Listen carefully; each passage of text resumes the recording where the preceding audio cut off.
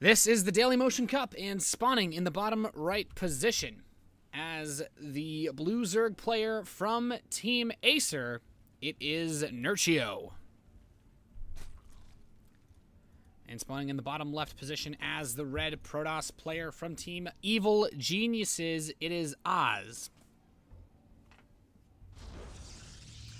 So, just to be very brief here, since there's been a bit of a time lapse between this series being played and the first match of this group, Polt took a 2-0 victory over Solar if you missed the first match. So the winner of this best of three will go on to play against Polt, and the loser will drop down to play against Solar. Two very good players. And with these spawns, there's a lot of interesting things that could happen in this map. It's one of the larger ones, Frost, but both players spawning on the bottom, it's not as big a deal. The space is going to be more interesting as the game goes on, since both players will be expanding away from each other in the weird sense that eventually you can only expand up. So we'll have to see what exactly they want to do in the early stage once they see that they're spawned so close. But Oz is just going to put the gateway at the front, and he's just continuing to just blast out probes. So I'm thinking we might actually see Oz either take double assimilator very soon or just play for that fast Nexus, which is actually a little bit reminiscent of, I believe it was Squirtle, who played in Group B or Group A. My ability to remember group letters has diminished to that of a child, but he hasn't taken any gas hits. This is going to be a really quick Nexus for Oz with this early gateway to open up the door for some potential pressure. And even this Pylon is interestingly greedy. He wants to just constantly produce probes at the same time. So he's just going to town on this. He's even going to get the fast Zealot. It's kind of weird opening from Oz.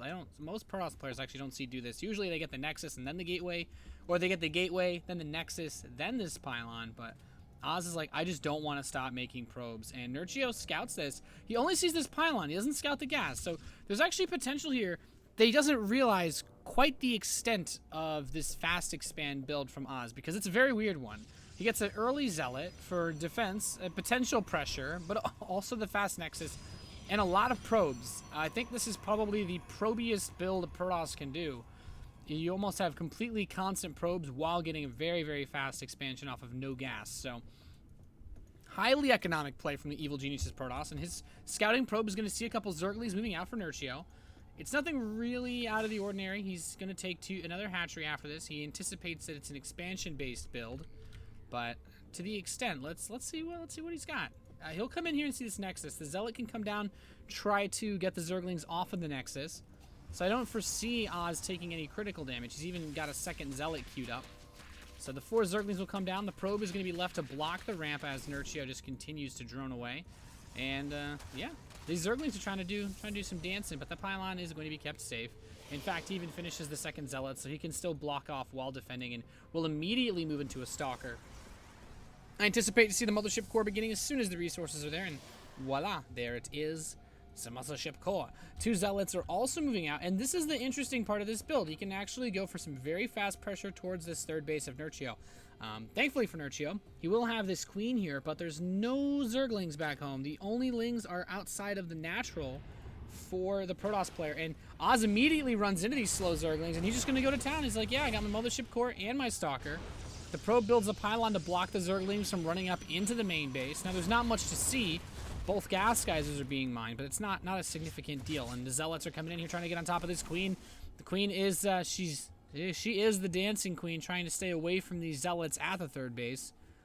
With 12 Zerglings in production, I think this Queen, I mean, yeah, that's really all she can do is just dance. I think if Oz does like the 500 APM Zealot fight, he could have killed this Queen, but it doesn't seem likely.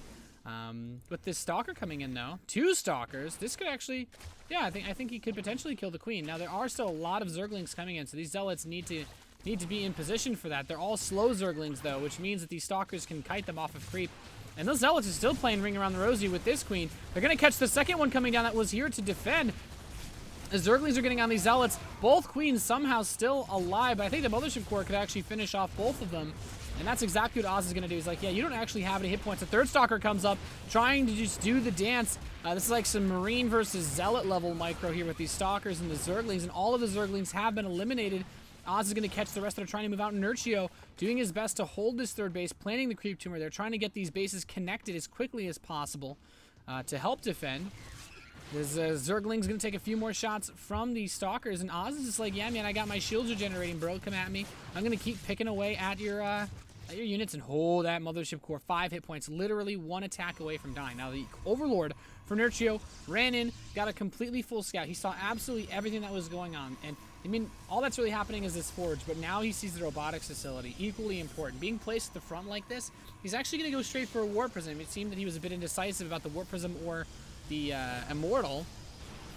And now that the Overlord's dead, I mean, I anticipate with the sentries he's bringing in, he wants to go for some sort of Immortal play, but a Warp Prism this quick can only mean one thing, and that's he's just going to put the sentries up into that Warp Prism and try to force field off access to the main base. Maybe just drop the ramp area right here, try to force field units out while warping Zealots into the main, because he also has the Observer follow-up. So there's 1 sentry, 2, 3, and yeah, he's just going to bring that drop. There is 1 Zergling to potentially spot this.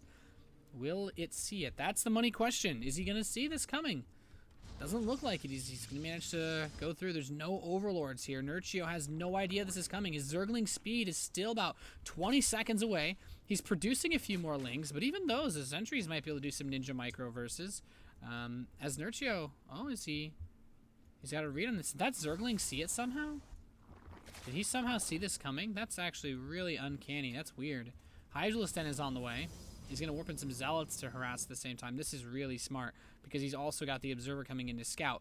But the Immortals is an interesting choice. I think it's mostly just a purely defensive one. He has a second one on the way. Slightly weird. Here comes the Warp Prism to the main base. All the Zerglings have left. The Zerglings are all outside. Here come the sentries. Nerchio finishes a few Lings and sends them immediately out to defend against the 3 Zealot harass. What a fantastic bait.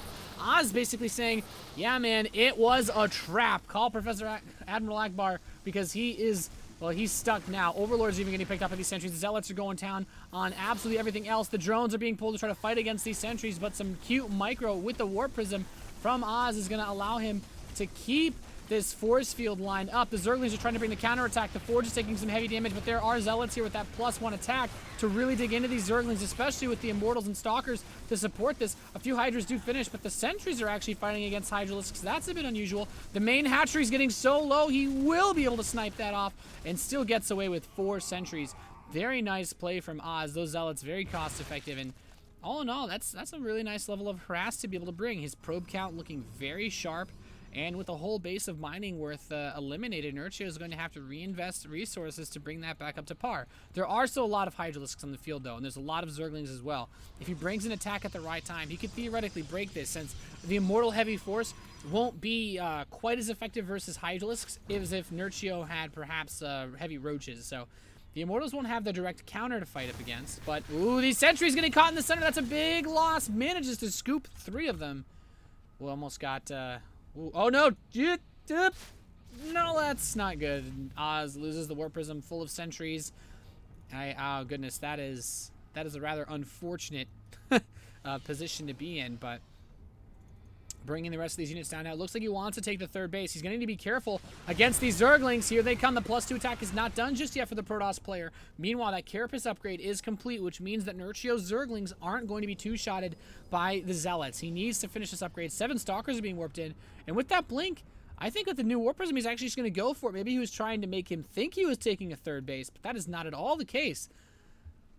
Just a very heavy +2 Blink attack, and that's what's coming. He's moving in. Guardian Shield even gets popped. Force Fields, 4 Hydralisks to their doom. Very nice catch here for Oz. Those Hydras are so expensive. The Mothership Core is here as well.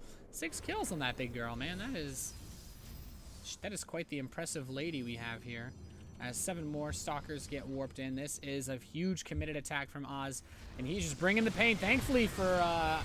I mean, I guess, thankfully, the Nerchio has a little bit of creep spread to try to keep the pylon away, but he's going for the surround. The Zerglings move in, Blinks back, force fields and time warps the Hydras away, so all of the units get to fight this army in partitions, not having to deal with the army all at once. This is very nice. Even going to pick up a few Overlords and Overseers. More Stalkers being warped in. Nerchio's pulling absolutely everything. Oz is looking so good. There's the Grats GG, and we are going to have a Game 1 victory for...